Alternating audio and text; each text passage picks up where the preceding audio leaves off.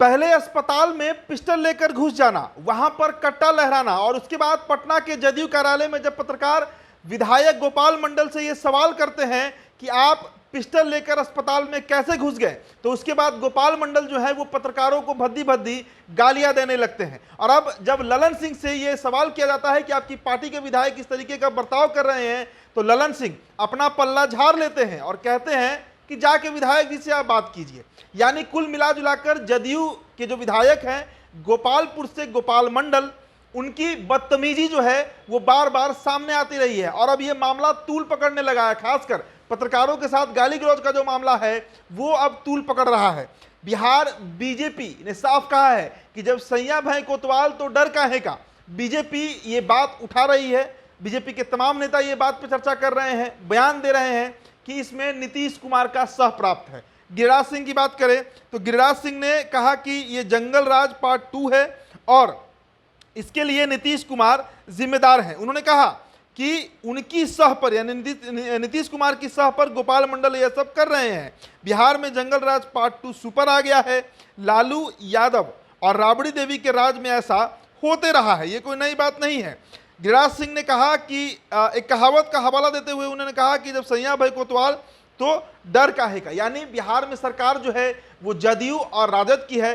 राजद और जदयू में जदयू के मुख्यमंत्री हैं नीतीश कुमार, और जब मुख्यमंत्री ही जिस पार्टी से हैं उसके विधायक अगर इस तरीके का बर्ताव कर रहे हैं तो इसमें कोई नई बात नहीं है, क्योंकि ये चरित्र रहा है महागठबंधन सरकार का। लालू प्रसाद यादव की पार्टी पूर्व में भी इसी बात के लिए अपनी पहचान बनाई थी। विधायकों के द्वारा अधिकारियों के साथ बदतमीजी, कभी पत्रकारों के साथ बदतमीजी, तो कभी आम जनता के साथ बदतमीजी, ये चलते रहता है, ये बीजेपी के नेताओं का कहना है। इसके साथ ही साथ विधान परिषद में नेता प्रतिपक्ष हरीश सहनी ने ऐसे विधायक को बर्खास्त करने तक की मांग कर दी है। हरीश सहनी ने कहा है कि जिस तरह पार्टी कार्यालय में मुख्यमंत्री नीतीश कुमार के रहते विधायक द्वारा पत्रकारों को गाली दी गई, उससे आज बिहार शर्मसार हुआ है। उन्होंने कहा कि बिहार के इतिहास में कभी पत्रकारों को ऐसा अपमानित नहीं होना पड़ा।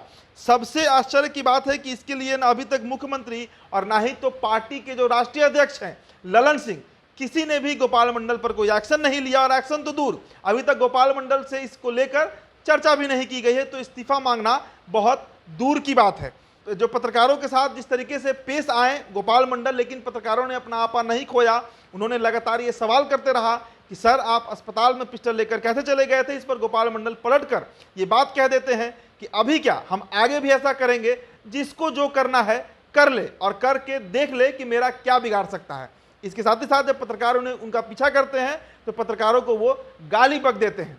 तो इस रवैये पर नीतीश कुमार क्या एक्शन लेते हैं, और सबसे बड़ा सवाल यही है कि आखिर गोपाल मंडल किसके सह पर इस तरीके का बर्ताव कर रहे हैं। पूर्व में भी आपको याद होगा राजधानी एक्सप्रेस में महिलाओं के सामने पतलून पहनकर घूम लेते हैं। कभी जमीन का मामला सामने आ जाता है जहां पर दबंगे करने ये पहुंच जाते हैं। तो ये गोपाल मंडल हैं, विधायक हैं जदयू से, और इनका रवैया से बिहार पूरी तरह अब रूबरू हो चुका है। फिलहाल इस रिपोर्ट में इतना ही। बहुत बहुत शुक्रिया।